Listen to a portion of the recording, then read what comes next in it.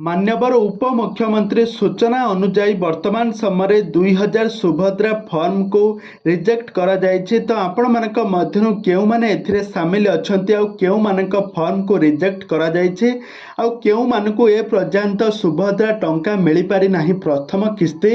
आपण मानकर निज निज ना आ निजे केउ जिल्ला रु कहउछंती आपण माने कमेंट बॉक्स रे निहाती भाबे कमेंट कले आमे आपण मानकु किछटा सुविधा करि परिबु। आ ए संपर्क रे कोन रहिछि अधिक अपडेट आसंतु आज रही वीडियो माध्यम जानिबा केउ मानकर सुभद्रा फॉर्म को रिजेक्ट करा जायछे आ केउ कारण पई रिजेक्ट करा जायछे संपर्क रे सब किछि जानिबा। त सेति पई आपण माने आज रो वीडियो को पूरा शेष पर्यंत देखंतु।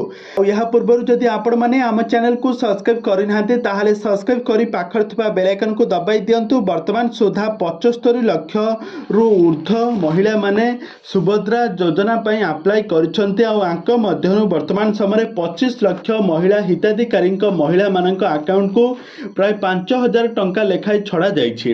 आ उप मुख्यमंत्री प्रभाती परिडा गतकाली गणमाध्यम सामने आसी मुह खोलिकी कहिसंती कि 25 लाख रु सेमानक मध्यनु 2000 महिला मानकर सुभद्रा योजना फॉर्म को रिजेक्ट करा जाइछि। आ यार प्रकृत कारण से कहिसंती। आ यार प्रकृत कारण हेउचे जेउ मानकर बैंक अकाउंट रे आधार कार्ड लिंक नाही सेमानकर रिजेक्ट करा जाइछि। सेमाने पुणी थरे बैंक अकाउंट रे आधार कार्ड लिंक कर सारिबा परे सेमाने पुणी थरे अप्लाई कले सेमानकु निश्चय भाबे टंका मिलिबो। आ जेउ माने 60 वर्ष रु ऊर्ध्व जेउ माने के भर्ता टंका पाउछंती सेमाने अप्लाई करथिले सेमानकर रिजेक्ट करा जाइछि। एमिति किछि बहुत बड़ अपडेट दैछंती उप मुख्यमंत्री प्रभाती परिडा।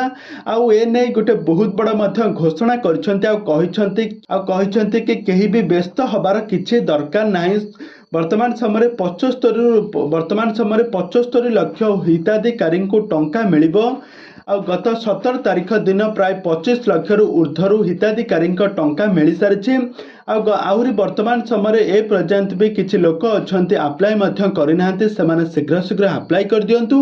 सेमानकु पुणी थरे 5000 टंका संपूर्ण भाव समस्त हिताधिकारी मानकु टंका मिलिबो। एनै मुख्यमंत्री प्रभाती परिडा बहुत सारा सूचना दैछंती।